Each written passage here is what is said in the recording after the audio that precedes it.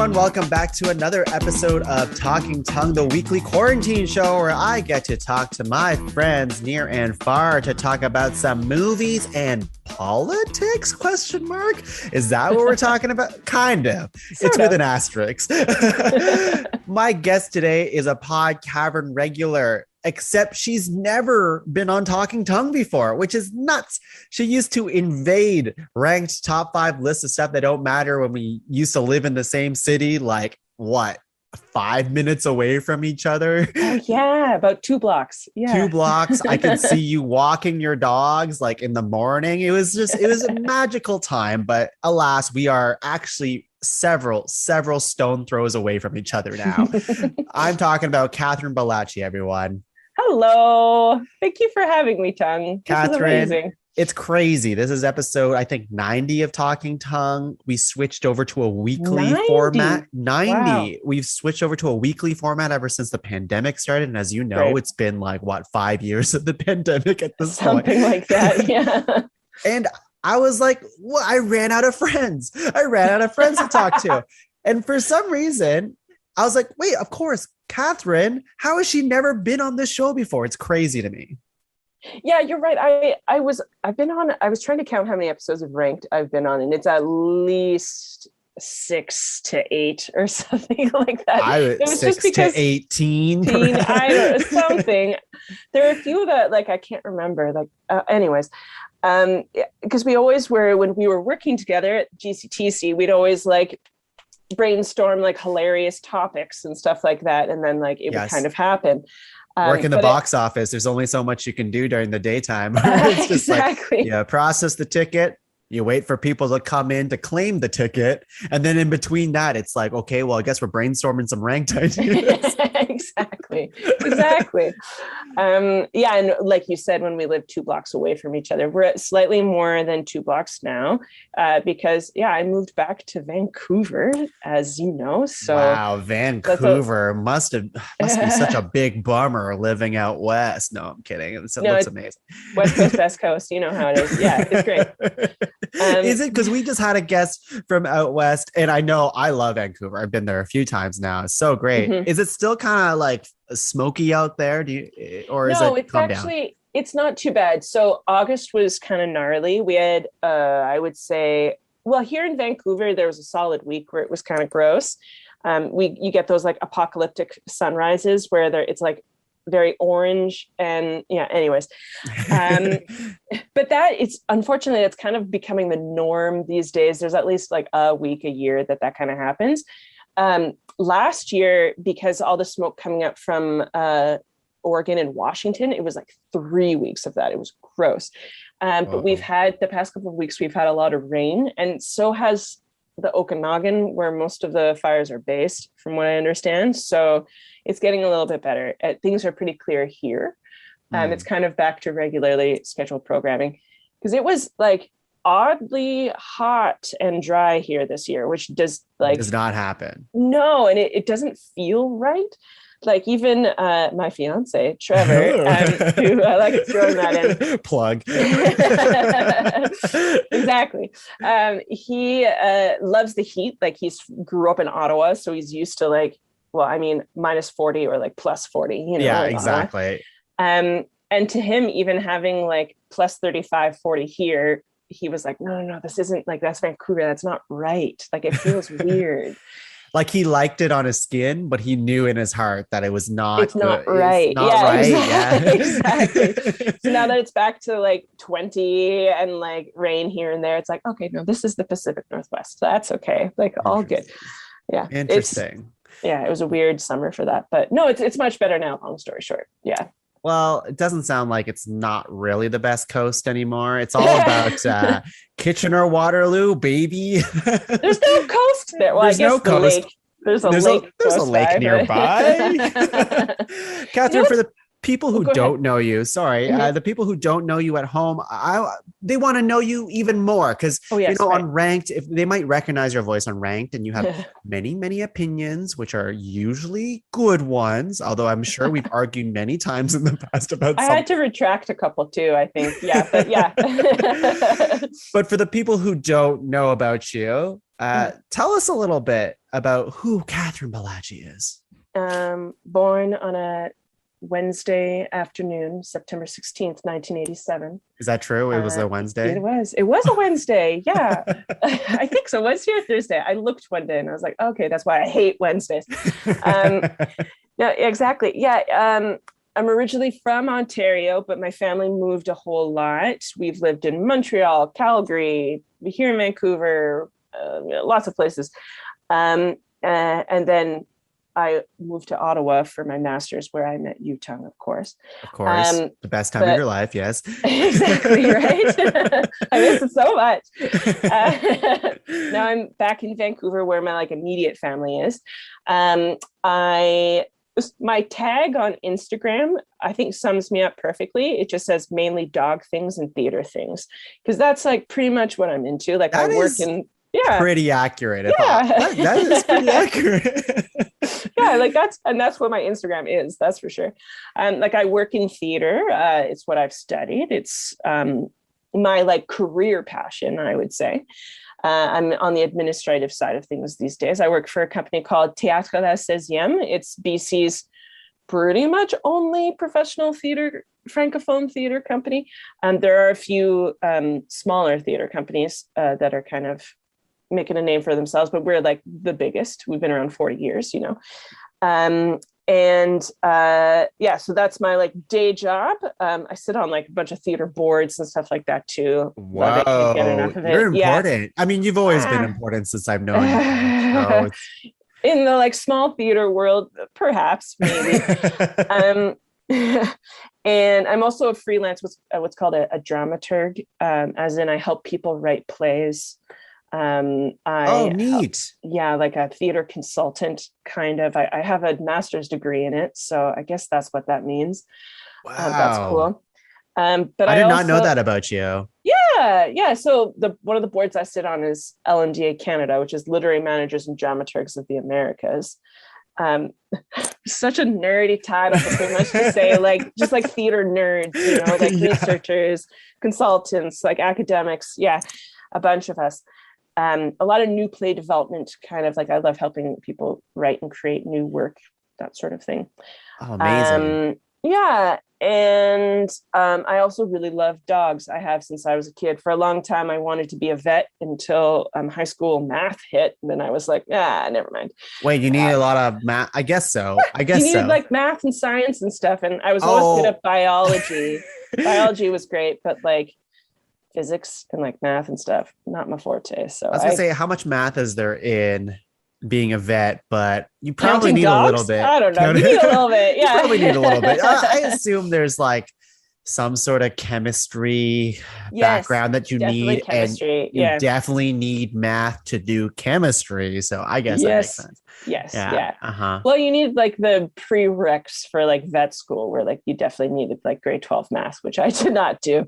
I decided to focus more on the arts, which came more naturally to me and stuff anyways. And then animals have been a love and kind of hobby for me.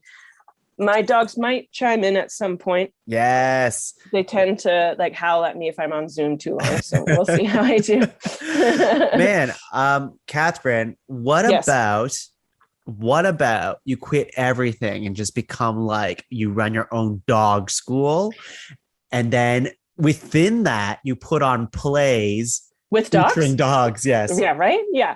So that would be the dream. That would be amazing. That would be amazing. My brother, he's an engineer, but he always talks about making his millions, right? And he's probably the one most likely to in our family. But he said he is going to buy a plot of land somewhere, and he's going to give me an acre of it to fill with dogs, or do what I want with. So I'm just waiting for him to sort that out and make his millions, and then I'll hop on that bag. And then you'll make your millions. Or thousands, we'll see. My thousands, my thousandaire. Yeah, exactly. But he was like, you can live off my land, sure. And I was like, great, perfect. How big is an acre? I'm really bad with that metric, I guess. I know. I've seen what a half acre of land looks like. I know My fiance's parents have a half acre of land, and that's a good like kind of hunk of land. But like, how much is really an acre? That's so funny. We can Google it. I I don't ask know. this because, a lot of people always, not always, but like I talk about like, oh, you're buying a house, whatever. And we bought a house like last year and stuff like that. And everyone will describe their piece of land by an acre. And I'm just like, but how big is that? How big is square feet? I don't know. It says about 4,046 square meters. Okay. Is doesn't what help me. Yeah. It doesn't help me. This is why I also did not become a vet. I don't know my football field. It says it's about a football field. And wow. What's hilarious is like, it's like, what actually is an acre? And it says an acre can fit about 1,584 potatoes. So I don't know if that helps. That does help. I've seen many potatoes. I got a sack of them upstairs from Costco. So a couple sacks of Costco potatoes and we're good. There you go. Yeah, there you go. So it's like, it's a football field. Yeah, that makes sense. Oh, man. Yeah. Catherine, you seem like a pretty busy person, I guess. It sounds like you do a lot. You're engaged. You love your doggos, spend a lot of times with train. Well, I guess you're not really training these, like the ongoing training of just being with doggos. I see. They're not super well trained, but sure. Yeah. I just imagine you're always doing tricks and stuff. I've never actually seen you train your dogs, quote unquote. I've seen you walk them, but I assume they know how to like hop through a hoop of flaming stuff. My border collie mix does. Yeah. That kind of stuff comes naturally to her. My husky, not so much. What's the number one trick? You have people come over. They're like, make your dog do a trick. What can your huskies do? My husky can sit. Which is good, and like lay down and stop howling generally, and my border collie mix, she can jump on my like back or shoulders. That's kind of a cool thing. That's a cool thing. Yeah, she's a good little like jumper. We should have gotten her in agility, but who has the time and money for that? I bought an agility. Do I have the time for it? I did at the beginning. When you buy a shiny new toy and you're like, I'm going to use this every single day. And then it became a thing of like, we had a whole fence project over the summer. And we're like, well, we can't use the agility set if the fence isn't set up. Finally built the fence. And now we're like, but there's just so much work to set up the agility thing. Let's just leave it in the shed. Classic. Yeah. I'd like to talk to you a little bit more about things that also make you happy during the pandemic. Because the show kind of morphed into like a beacon of light and hope for people and for myself. I like to know the things that get you up out of bed in the morning that isn't just work, I guess. Because I know you actually do love your job, which is most of the time. Yeah. Well, you're passionate. That's your theater is your career, and you've always been into that. I think some people like wake up from their jobs and they're like, again, I gotta do this again, and they don't like it. Yeah. But for you, it's you went to school for stuff like this, and you're in it, right? So that all aside, what else makes you happy? Well, what's been really interesting about the pandemic, being in theater in the pandemic, is like not much of it can actually really happen. That's true. Although, so it's been a lot of like planning and management and like trying to figure out what we can do. And turns out like that's not a whole lot. Although with the BC vaccination cards, and I heard that Ontario is planning something similar. We can, if we continue on and like we can have programming and stuff like that, as long as our audience is like fully vaccinated and we're checking their records and stuff like that. So that is promising. Like that has been introduced so that we don't shut down again. So that's challenging for a live theater space, right? Like that's the bread and butter. That's you're trying to put on live shows, and you can't do it. Then were you doing online shows before? No. So my boss was like pretty opposed to streaming because she's like, it's a live art. Like let's not. But we did some school programming that was based more like through Zoom and stuff like that. Okay. Which for a francophone theater company, school programming is really important. Like. Right. Get in with French immersion schools and that sort of thing. So that kind of carried us through. But we haven't done like any streaming or anything. Now that could change. I mean, we'll see how the next year goes. But yeah. But all that to say, because I've watched a lot of stream shows and I've been trying to like engage in art and stuff. I've also been trying to get through the pandemic, like kind of look for other things. You know what I mean? Yeah, like, yeah. kind of, and you know what's been really cool is that in BC we were always allowed one-on-one walks, like one-on-one hikes with people outside your bubble. Because if you're like outdoors and if you keep a little distance, say, you don't even necessarily have to wear masks. Like it's very, very low risk activity. So I have a list of like 10 friends that I like at least once a month, we just like go on a walk, just one-on-one. And it's really helped me like get through this, even just to like see someone new and like catch up with them and like be in nature and those sort of things and like talk through shit. You know what I mean? Like actually in person. Cool. And it's like a little bit of exercise and stuff like that, which is also challenging in like quarantine. You know what I mean? Yeah. So that has been really nice to kind of do, to like find new places to like hike and stuff like that, and places that aren't like inundated with people and stuff too. And I mean, I live actually in North Vancouver, which is a suburb just north of Vancouver, hence the name. You get it?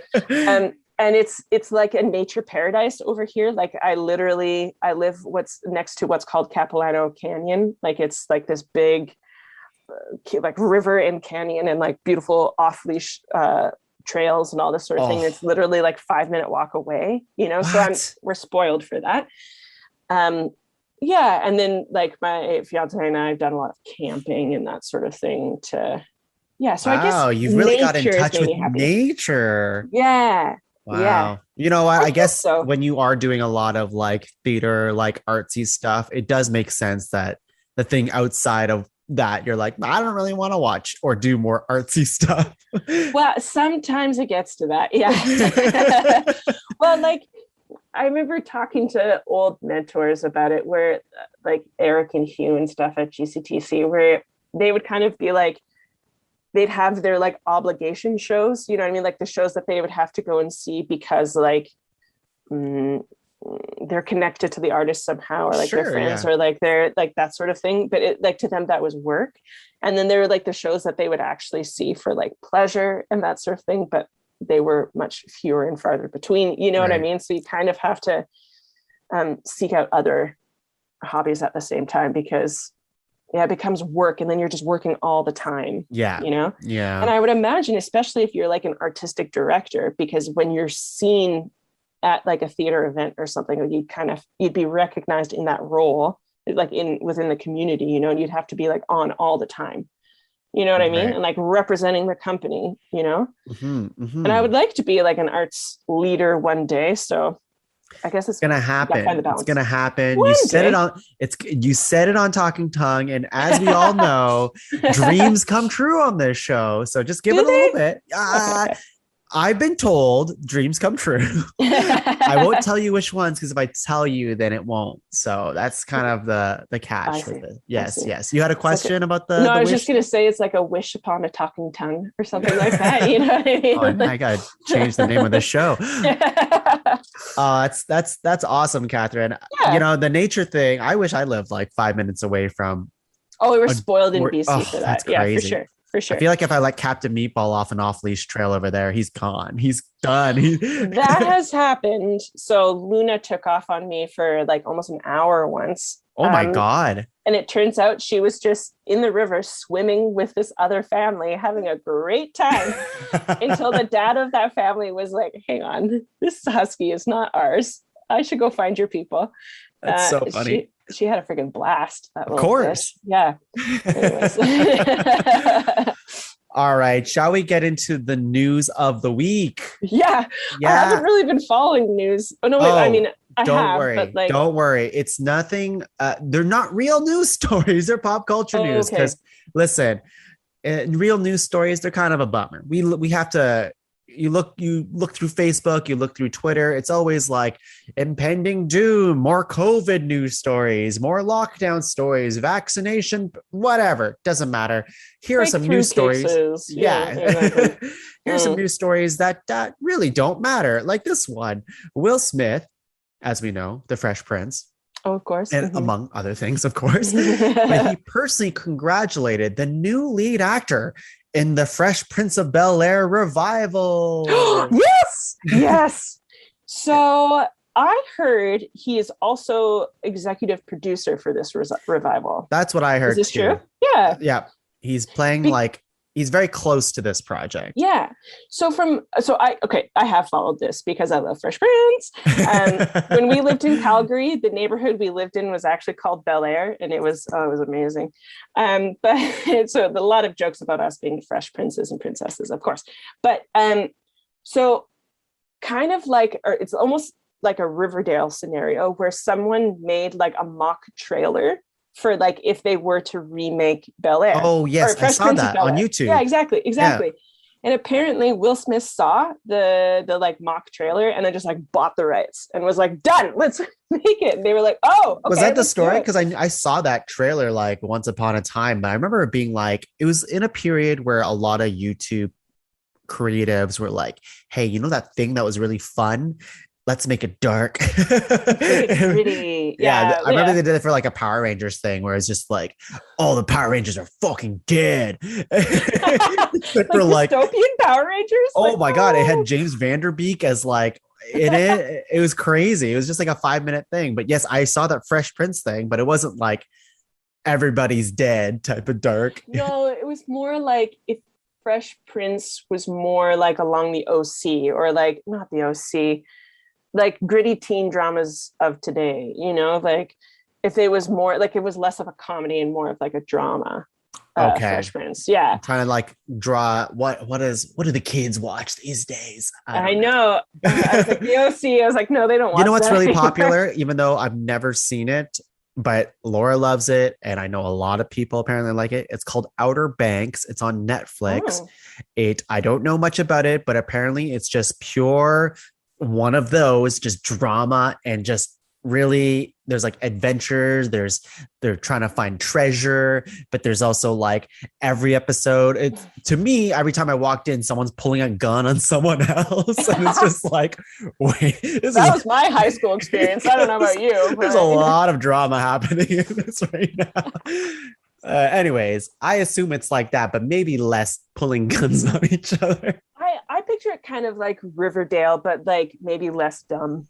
I did watch a lot of Riverdale. Doesn't Riverdale have that too? Don't people pull guns on each other and there's murder mysteries? Like a ridiculous, like it's just and then there's this whole subplot about like the Black Hood, which is like a serial killer going through like Riverdale and like killing teens and stuff. And it's like it was ridiculous, but I got a little hooked on it for a bit. I mean, everyone did except for me, but yeah, that's. I had to give up on it. I was above Riverdale. Good for you, man. No, good for you. Well, I was just because I loved Archie comics growing up. This is a tangent, but I used to collect Archie comics. My uncle had so many, and he always give us the extras. So I was just like, also they were like my cartoon crushes. I'm like Betty and Veronica, hubba. But I remember like they showed the trailer for Riverdale, and I'm like, why is Jughead not wearing his hat? Why is Jughead not eating a bunch of burgers? And you gotta let that go. Yeah, it's like, that was my whole watching the first season. I'm like, this isn't right at all. Like, where are the Southside Snakes? Like, Jughead is a part of this like gang called the Southside Snakes and stuff. I'm like, why is Jughead hot in general? I know. And then he does wear this funny toque that looks that's like supposed the to crown, look like it, kind of. Yeah, but it's stupid. Yeah, he's supposed to be slapstick, and he's just like all serious and hot. And then you got like I never watched the show, but I heard that like Archie was hooking up with Miss Grundy, and Miss Grundy in the comics is this old lady who's just a grouch. It's like, what? She's like a hot young thing in the TV show. Yeah. It's ridiculous. And then Jughead and Betty end up dating, which it's like, whoa. Like, what? Jughead's supposed to be like, no preference. Like he doesn't. I always thought he was like asexual. Yeah, because Yeah. like, oh, what was that? There was a girl who like would chase him around and stuff like Ethel. that. Ethel, and Yeah. Ethel is in the show too, but like, yeah, Okay. not Anyways, interested in not Rogen my at all. Archie. Not my Archie. How did we No, get no. here? I forget. Oh, because we were talking about revivals like Bel Air and stuff Bel like Air. that. So, is there like a release date and stuff for this? Like, I can't wait. You're actually excited for this. This is great. I mean, I'm hesitant, but if Will Smith is part of Well, this, then we'll see. Yeah. So when I heard that Will Smith was backing it, I was like, okay, so then he can't. Well, I mean, Will Smith, he's hit or miss in his career, yes, but like because he is the Fresh Prince, I don't think he would let it stray too far. You know, like I don't think he would let it get too wacky. Well, I don't know. Well, I don't know. I don't really know what the show is, to be honest. Like, but he is the new guy, Jabari Banks, has been cast as the main character, Will. Banks? So, his last name Banks. is actually Banks? Yeah. So amazing. Great. Amazing. So that's that. We'll I don't have a date for you, but that is coming. And yeah, there was like a TikTok video or something where or I think it was just a Peacock video where Will Smith actually FaceTimed him. Will Smith seems like a really nice dude in real life. At least from videos and stuff like that. He seems pretty good. Yeah. And apparently he's really popular on YouTube right now. Really? Yeah, because this is what I heard from another podcast. I don't know the validity of it, but apparently Will Smith is killing it on YouTube and TikTok because he's been going through like a period where they did that like Red Room discussion or whatever, where he found out his like wife cheated on him, but also he gained a lot of weight for a celebrity, and he's he looks like a real human. Yeah. And he's very public about how to lose that weight and eat better and be better, and everyone's been really like on board with that, so he has a lot of like positive clout, I guess, right now. I did see that like that viral image of him where he's like, to be honest, my only exercise this past year has been like walking to the fridge, and he's like in a house coat with his belly hanging out. Like I did see that, and I was just like, whoa, Will Smith, you look like a normal human all of a relatable. Like, it's relatable. Yeah. Honestly, if I didn't have my dog, I would be doing like 90% less walking. 100%. Yeah, like I agree. It's yes, it's forced walks. You have to go, because if you don't go, they go nuts. So yeah, especially if you have an energetic dog. Like, oh yeah. Yeah. When Lily was a puppy, I was so fit. I would hike with her like 90 minutes a day because she was like crazy energy, you know, like oof. Yeah. That's me and Captain Meatball right now. I have to go for like I go for minimum an hour and a half to 2 hours a day of like exercise like stuff, and then he's like good enough for the evening, you know. Like, you can even go more. Yeah.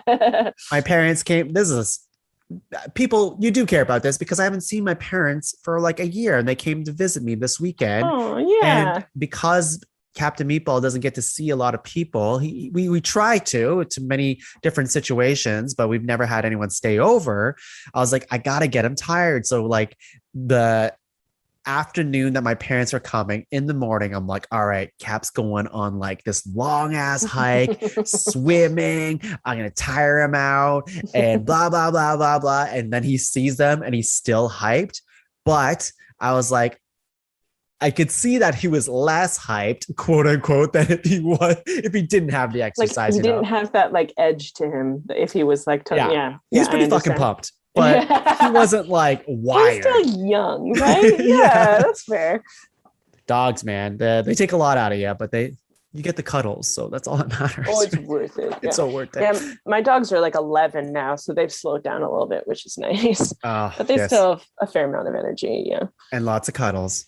Oh, so many cuddles. Yeah. The news story stuff for this week is actually pretty low, so I'll give you just a few more, such as.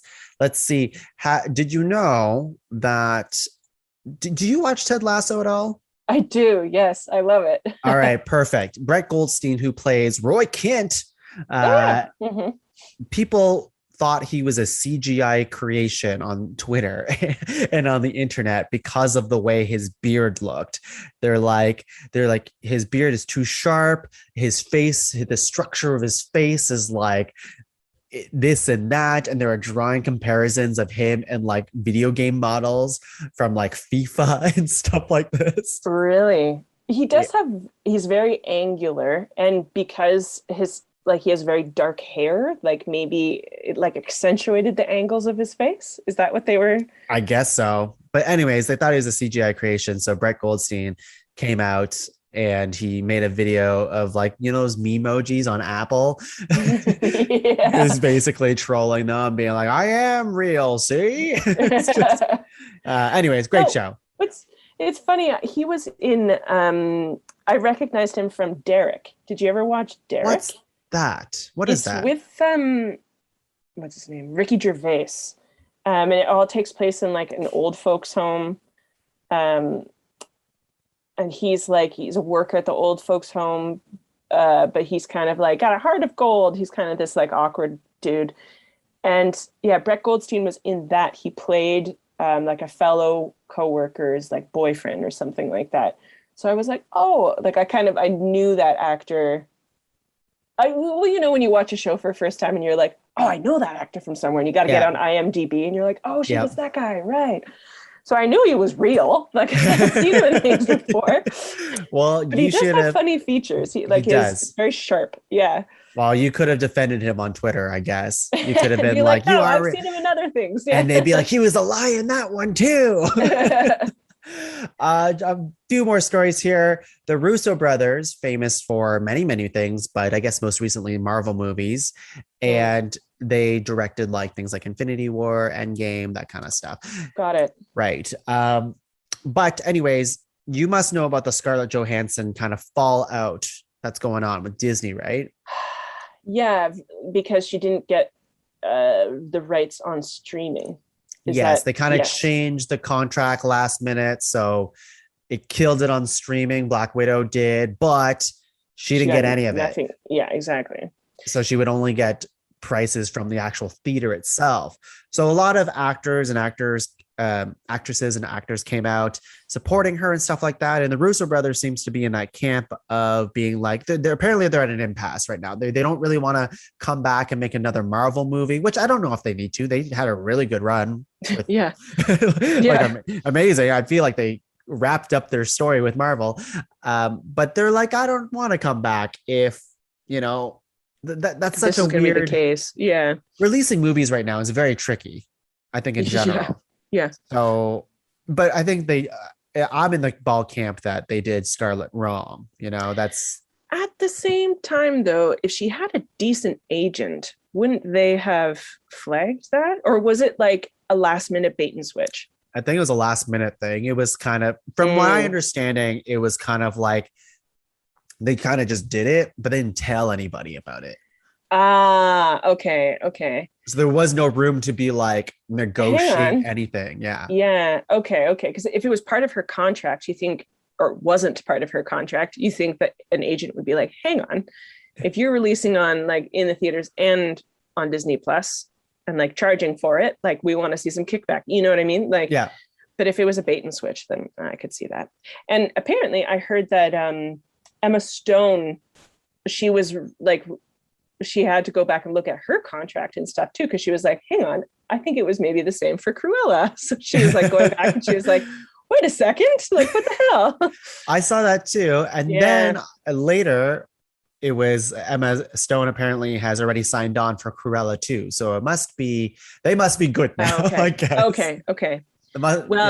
Maybe Disney is learning its lesson. I should hope so. I hope. Do they ever though? I don't know. I don't know. We have a whole podcast called Disney Dummies to celebrate Disney, and I think half of it is just being like, Disney, what the fuck? Fair. I think the only other news story is what people probably thought I was going to talk about this week, which is Shang-Chi, which came out this weekend, which I will talk about next weekend because I guess spoilers is I fucking loved it, but it made. It's a funny thing with this movie because it's made so much money. It broke box office records for Labor Day weekend. I think it made around $70 to $80 million, which is incredible. And we're talking about theaters that can't go to full capacity. Yeah. Right. We're talking about that's just in-person theaters. That's not streaming. It's not streaming. Oh, It's wow. not Okay. streaming. Yeah. So it's That's great. forcing people to go out to theaters, which is, that's a whole thing. But I think at the same time, if you read like comments on like the internet and stuff, you actually have people out there who cannot go to the theaters for medical reasons, vaccine reasons, or even theaters aren't even open where they are. Yeah. Right. So I think it's just an achievement for Asian led cast, Asian director, like everything to make this much money. Awesome. Fucking awesome. So that makes me happy. That just shows that there was a market for it too. Like there was a desire for it, like that there was, it was the same kind of thing when Black Panther came out. Yep. Where like it destroyed records too. And people were like, oh, I guess that kind of stuff sells. And it's like, idiots. Yeah. Yeah. I was surprised Disney pulled it off, I guess. So here's another thing where I just said Disney's stupid. And here's it's just like, maybe they are still stupid, but they did this one right.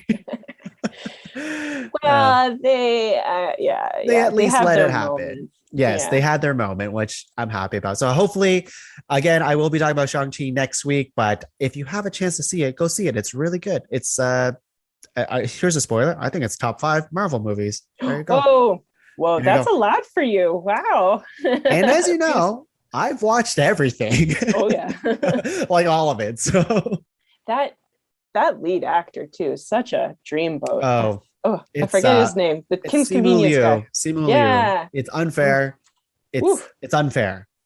Oof. He is 32 years old, 1 year older than me. He is 1 year younger than me. That's okay. Okay. When people are younger than me and also more successful than me in every single way, I'm just like, but I know. My time's coming. Don't worry. Not that I'm like doing anything to like earn any of it, but it'll happen for me for sure. I have time. Whatever. I guess. Yeah, let's get into actually, you know what? I have to read this last story. I thought I was going to end on some Shang-Chi stuff, but go for it. I have to say the Jackass crew, this is a headline, have apparently racked up $24 million in injuries over their careers. So that makes me say, only? You know what I mean? Like they were doing some crazy shit. Like, no, that's just injuries. That's not like damages. Okay. Yeah. Like that's personal injuries. Personal injuries.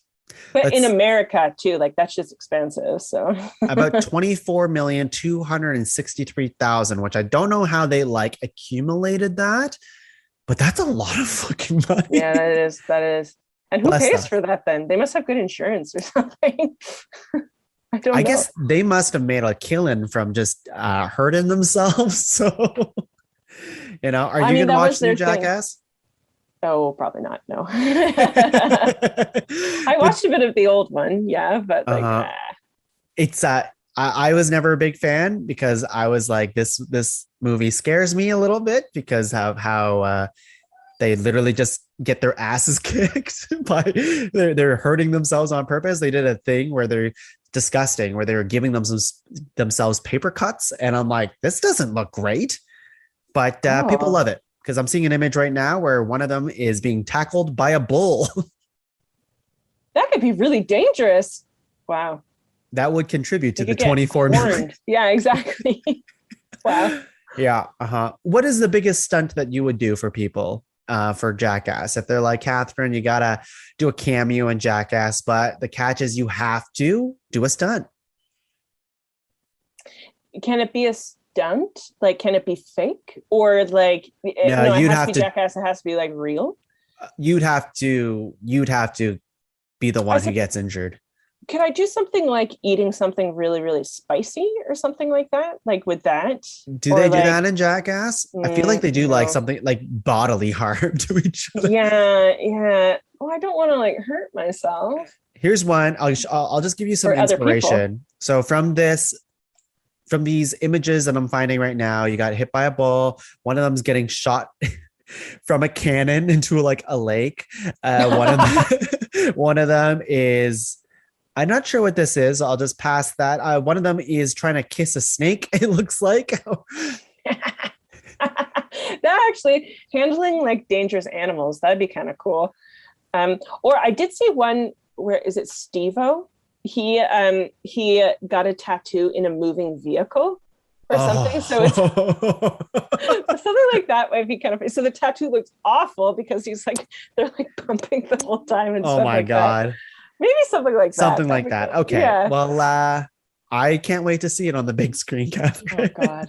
Oh God. Oh no, you're holding me to it. It's happening. It's happening. Like I said, dreams come true on Talking Tongue. Anything you say is real. Shit. Okay. Shall we get into the movie of the week? Oh yeah. How about I get you to introduce the movie for us? Sure. It's kind of it's a funny choice, this movie, perhaps, but I've been in an election mood lately. Hence our little like asterisk of politics ? And I've always wanted to see this movie. And it actually turns out I forgot I knew someone in it. I was watching it and I was like, oh yeah, because it's all filmed in Montreal. So there's a Montreal. Oh, were you there when we did the mountaintop at GCTC? No, I don't think so. That was maybe after your time. But the gentleman who played Martin Luther King in the Mountaintop and Black Theatre Workshop's production of the Mountaintop, which came to GCTC, plays her bodyguard. His name's Tristan Dilala. No way. Yeah. Wow. I was like, oh yeah. Because I remember someone asking him about working with Seth Rogen, and I made the connection. I was like, oh, right. I forgot about that. He's from Montreal. And wow. Oh, hilarious. So the movie is the 2019 cinematic masterpiece that is Long Shot. Charlotte, I would like to endorse you to be the next president of the United States. Oh my God. You've been a great secretary. Of state. Which state again? All of them? Is the Secretary of State looking at us? I kind of know her. It's like kind of knowing a mermaid. Do you tell people that? She probably doesn't remember who I am. Secretary Field would like to speak with you. With me? Starring Seth Rogen and Charlize Theron. Or Theron, or however you pronounce it. I've always said Theron, but I don't actually know. Theron. Yeah, exactly. And so it takes place in 2019, but it's meant to be leading up to the 2020 elections. So now that it's 2021, it's kind of interesting to go back and to watch something about that. Because obviously there's no pandemic or anything, but there is a Trump-like character, which is kind of interesting. So it's essentially Charlize Theron plays the Secretary of State, the youngest Secretary of State that ever was chosen, and so she's really had like a pretty amazing career so far. But the president, who is played by Bob Odenkirk, which is amazing. I love him. I watch Better Call Saul. What's that one that he does? Bob and David? Is that the one he does? Yes. Yeah. I know exactly. David Cross. I'm exactly. Blanking on the name right now. Yeah, but the thing he does with David Cross, all that stuff. He's hilarious. Mr. Show. Thank you. Yep. He plays the president, who is a former TV star, and he decides not to run for re-election because he wants to transition to movies. So that's his big thing. And she was like, oh, but you're president. Oh, but you want to be a movie star now. Okay, great. But he decides to endorse her. So she starts kind of going on this campaign trail. But there's this whole evaluation of her personality and how people perceive her. And apparently she's not funny enough. And there's this great scene with Lisa Kudrow, which is amazing. Oh, She's the one that's evaluating her. And there's a hilarious moment where they're evaluating her wave and people are like, you use too much elbow and it freaks people out. What do you mean? But yeah, hilarious. But so she decides they're going to hire a punch-up writer. So someone to make her speeches funnier. And they're interviewing all these people and stuff. And at the same time, there's Seth Rogen, who's working for a online magazine blog kind of thing. Yep. The equivalent would be not Huffington Post or something, but something a bit more edgier. You know what I mean? Right. Somewhere that you can write the word dick in your article. Yeah, the exactly. Headline and be okay. Yeah. And he the opening scene of the movie is pretty incredible. He's trying to integrate into, and he's like investigating a white nationalist, like a neo-Nazi rally. And of course, he's Seth Rogen, so he's like very Jewish, and he's going in there being like, yep, hail. You're like, whoop, okay, this is great. Mm-hmm. But he's like secretly recording them and all this sort of stuff. And then they figure out who he is, and he gets half of a swastika tattoo. I love that. Which, I love that. That keeps coming back in the movie. And it turns into like a little stick man with little, like that's great. With little mitts and stuff. Yeah. That's hilarious. Because he was like, sure, I'll get a swastika tattoo. Yeah. I love this. Yeah. So then, but what happens is that magazine is bought out by this like evil, like multinational, like media conglomerate, like that's, like a Walter Cronkite kind of like rah, sort of thing, Mm-hmm. And he's like, this is bullshit, and he quits. And then his buddy takes him on like a bender, and it turns out that it just so happens to be, well, a Boys to Men concert, which is a Boys to Men concert, which like amazing. Awesome. And B, Charlize Theron's character just so happens to be there, and they just so happen to be like childhood friends. Like they grew up next door to each other, and he had a big crush on her and all this kind of stuff. She was his babysitter, that kind of thing. Yeah, exactly. So there's this like adorable, meet cute kind of moment.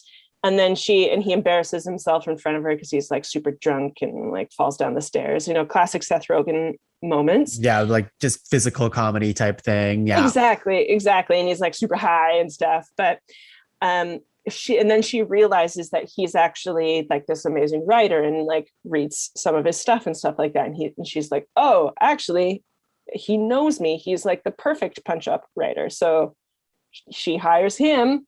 And then that's kind of like how it kind of rolls. And they like, they start falling in love and shit like that, obviously. Yeah. of course. It's But he's like following her on the campaign trail, and like, exactly. It's all of that stuff. How about we start? That's a perfect summary, or a good synopsis, good starting point of where it goes. What do you think of this movie in general? Let's get your like blanket thoughts, and we go deeper afterwards. So you know what? I was looking up. So the Rotten Tomatoes score actually surprises me a little bit. It's 81, like I think. 81. Like it's pretty strong, the Rotten Tomatoes score. Which I was kind of surprised. Yeah, the Rotten Tomatoes score is 81%. Yeah. Wow. Metacritic gives it 67. IMDb is 6.8. So like, I mean, that's a solid B plus. Yeah. Kind of thing. Like it was funny. It's classic Seth Rogen. There are some serious funny moments. Really great cast, like the fact that they just throw on Bob Odenkirk, Lisa Kudrow, and Alexander Skarsgård as essentially Justin Trudeau. As just Justin Trudeau. Or they call him Jon Stewart or something like that. Yeah, Randall Park makes an appearance in it. Yeah, right, Randall Park. Yes. And what I just found out just now was the guy who plays Parker Wembley, the guy, the giant. Yeah, that's Gollum. Yeah, Andy Serkis. What? Exactly. Like they dressed him up in like makeup and stuff to look like a complete. I had no idea. He looks like a completely different guy. It's funny. I could tell he had makeup on, so I was like, oh, he's got to be someone. Like it's got to be someone they're dressing up as. So I looked it up and I was like, oh, it's Gollum. Got it. Or Andy Serkis. Yeah, exactly. I know him as Gollum, but I was like, oh, okay, perfect. That makes sense. Because he like you could tell it was like kind of a prosthetic nose, and he had like a wig on and stuff like that. Interesting choice for that. It didn't make like a huge splash in the theaters or anything like that. Like I remember reading about it and hearing about it through the guy that I'd met and stuff like that, and being like, oh, that sounds great. And it was filmed in Montreal, so I was like, oh, okay. Even apparently when they're in Sweden, it's just Montreal. Yeah, exactly. Just the other side of Montreal. That's exactly. In an older looking building, being like, yeah, Sweden, sure. So I mean, I enjoyed it. There's of course the scene where they take Molly and stuff like that, and that's hilarious. And she has to like talk down a terrorist like threat. That was really funny. That was really funny. That was funny. Yeah. She's like, I forget what the line is. And of course, we're kind of this movie's 2019. So I would say it's also a comedy movie. So I would say, I first of all, I recommend you watch it because I did have a good time watching it. I enjoyed it. Yeah. It was a good time.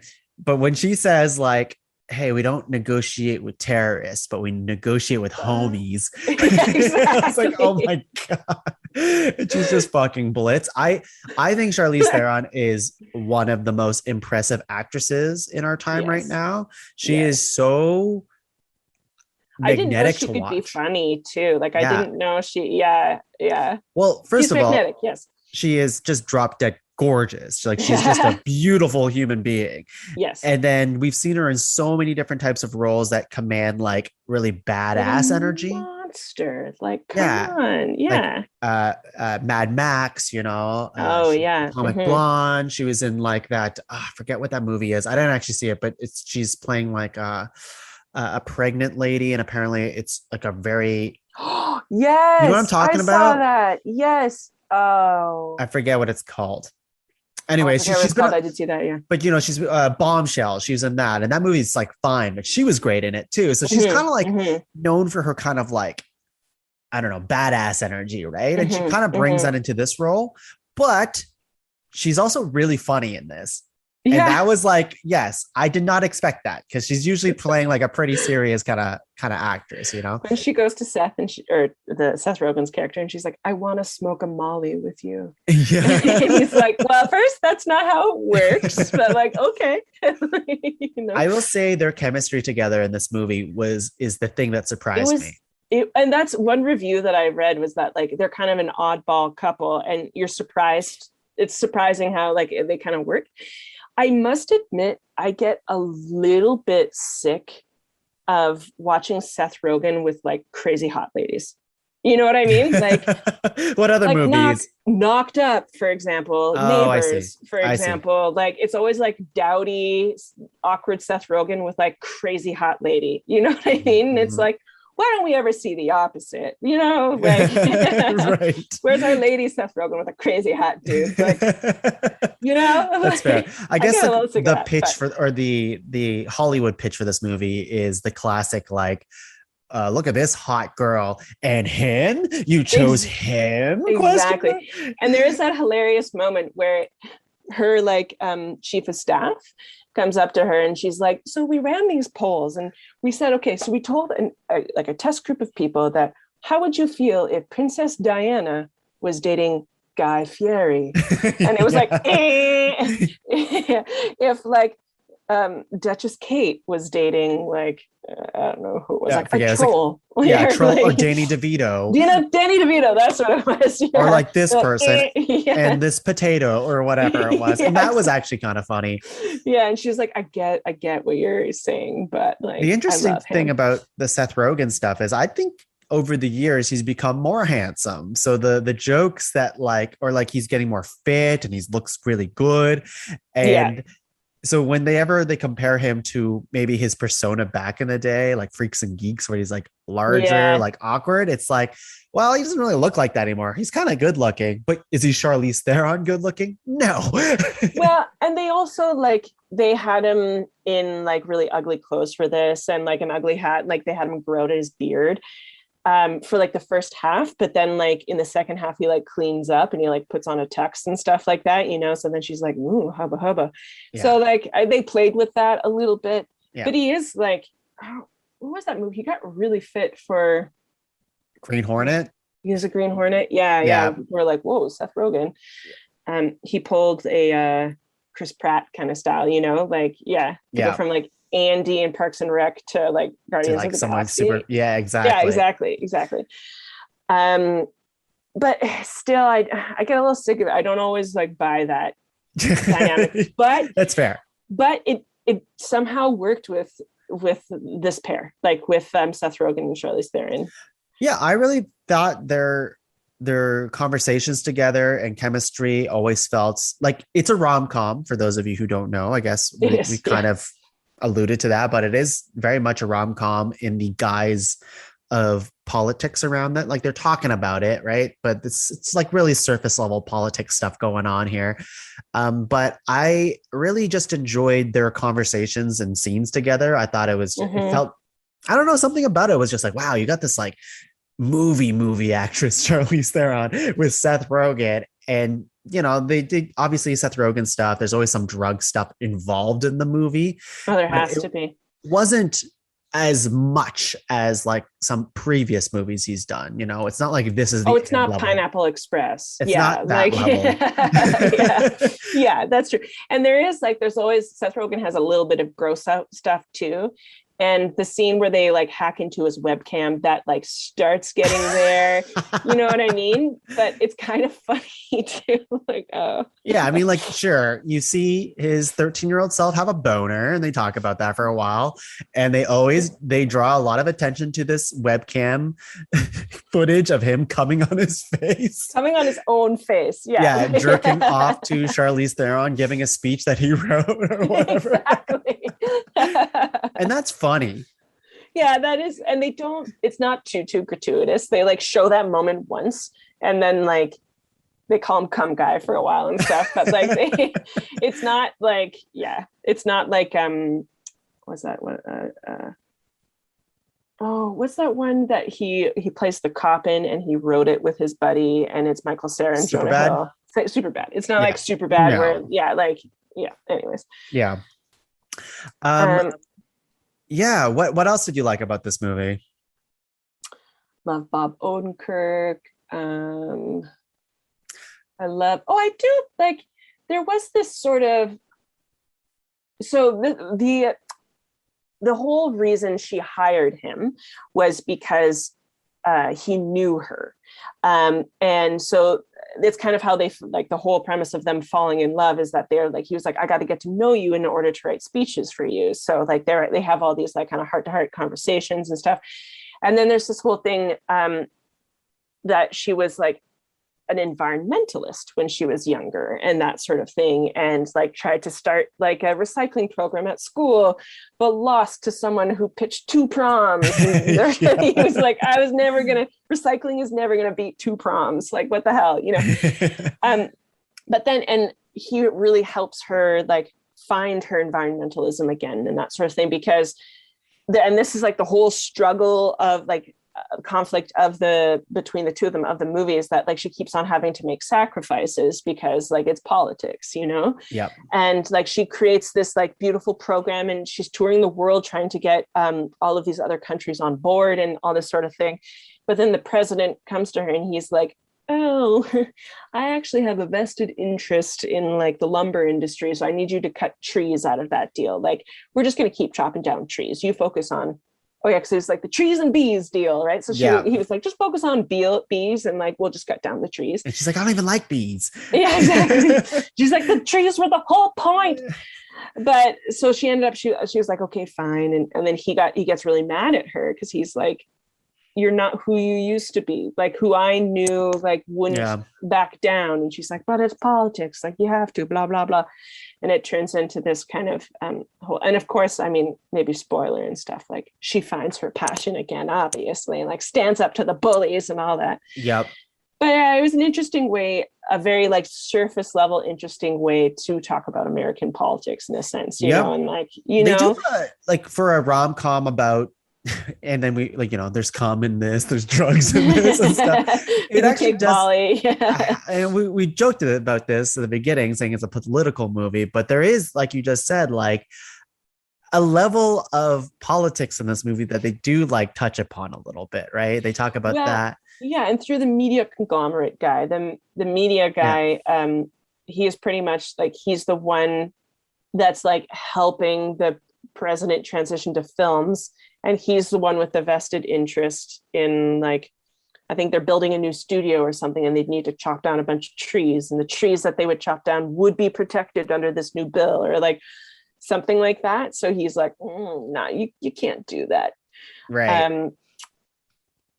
I mean, it's still like very surface level of what I understand actually happens, but it's sure. like, yeah, you can tell that they're like alluding to things. Right. You know? They also touch upon things like, you know, women in power, men like afraid of women in power and stuff like that. And I found like a lot of these moments can be, I think they're important to be said in movies and things, but they can be heavy handed in other movies and stuff like that. But here it's like very easy to like grasp, like they do it and they show you and you're like, cool. I get it. That was funny. And that was like, you made your point. Yeah. And they do have, so they have, they keep cutting to these through like 3 news anchors. And That's very much Fox and Friends. Exactly. And two of the news anchors are like, but do we want her finger on the trigger when she's on her period? Oh, you know, those are like those kind of funny things too. And there's like a girl anchor who's just kind of like, or a female anchor who's just kind of like laughing along, but you can tell she's getting more and more like fucking frustrated. Yeah. By the end, she just like quits and she's like, fuck you guys.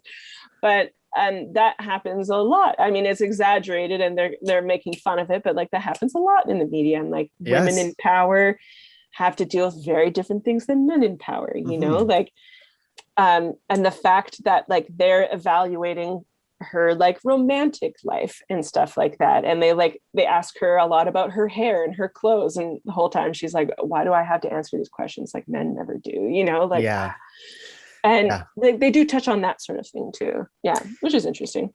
It is interesting, especially for a rom-com movie. Like a lot of rom-com movies are very easy to predict in those ways. And I would say this wasn't complicated because you could tell where things were going as it progresses. But I think I found this movie very surprising and delightful in the way that like I was expecting like a pretty surface level thing that I would laugh a few times, but I think I got a little bit more out of that. Like I think just on the strengths of just the two lead actors and all the side characters and all that stuff. But also I think the script was good too. Like it was tight, you know, it didn't waste its time with the loss. I think there was some stuff that some of the scripts does not age well. They made a Britney Spears joke at one point, and I was like, oh no, like that's really relevant to you would not have written that in 2021. It's funny that's like 2019. That's only 2 years ago, but it's like considering everything that's been happening with her. Yeah, exactly. But even like the male character, like Seth Rogen's character, Fred Flarsky, his moral code, because there's a lot of like the ugly guy will do anything to be with the girl. Like that's like kind of the trope, right? But here he's the ugly guy, but he sticks so close to his morals, right? He's like, she's the Secretary of State. Yeah, she's like a big hottie or whatever, but he hates like the media conglomerate. He hates like giving up your morals if, you know, to compromise for like some piece of shit or whatever it is. So it was really nice to see him as a main character stick to what he believes in. And I don't think we see that all the time. And there was an interesting moment where they're having an argument and he's like, why aren't you sticking up for yourself? Why like, and she has to kind of go like, if I do, I'm seen as a bitch. I'm seen as shrill. And he's like, oh, it's because you're a woman. And she's like, yes, exactly. Exactly. Yeah. And he kind of goes like, oh, right. Good point. You know what I mean? Like, she's like, I can't play it like you do. Like, you know, like it seems so black and white to you. It seems so like clear, but like, you got to play the game, you know? That seems really powerful too, because there's a whole thing where like, you know, they're having like a secret relationship throughout the whole movie, you know, in a little bit. And everyone knows they're kind of sleeping with each other and they really like each other. But he's not willing to give up himself in the way that she's like, well, you know, if we make you go underground for like a couple months, we can build your image up to be like this kind of guy. And then people will accept you as that guy. Yeah. And Seth Rogen's like, but that's not me. That's you're presenting me as someone else. And like, I like that he sticks with himself, you know, like, even though he's clearly in love with her. Yeah. I mean, he comes around it. Well, they compromise. A little bit. Yeah. There is a great line towards the end where she kind of tells everybody off kind of thing. She runs over to Seth Rogen's house and then she's like, I know I'm in love with you because I'm scared. And I was in an elevator with Saddam Hussein. Just me and Saddam. Me and him. And I wasn't this scared. Yeah. I think that's a great line. That's a great line. Any other thoughts about this movie at all? Oh, yeah, I mean, I think that summed up most of it. I mean, like it was fun. It was enjoyable. A little bit of like light politics and like light feminism and stuff, which doesn't always come across in Seth Rogen. So I do appreciate that. It's funny things that you're like, all right, this is 2019, not 2021. Like the world has changed in the past 2 years. Mm-hmm. It's interesting to watch that. I mean, if you like Seth Rogen, but you're looking for maybe a different take on Seth Rogen, like being a little like different. He's a little more. I was gonna say he's a little bit more mature in this movie, right? Yeah, like he's definitely a goof. He definitely does drugs still, but there's that that human element of sticking up for yourself. It goes a long way for a lot of the characters he's played in the past, where he's just a goof, you know. Yeah, like to compare it to like Knocked Up or something like that. Exactly, like that's very different. Yeah, well, I suppose in Knocked Up he comes around in the end, but like it's different. I think. Yeah. Or like 40-Year-Old Virgin. His character in 40-Year-Old Virgin is kind of this huge asshole. Well, he's a supporting character in that too, so he can have like less of an arc. You know what I mean? Because that's more like Steve Carell's arc in that one. I think it's just worth it to see Charlize Theron do like a comedy role. Like she's good. She's good. You know, I was just thinking of what she's actually in this comedy. Where she plays someone who's like really emotionally immature and she's like stuck in her life, and it's a comedy. Oh, I forget what it's called.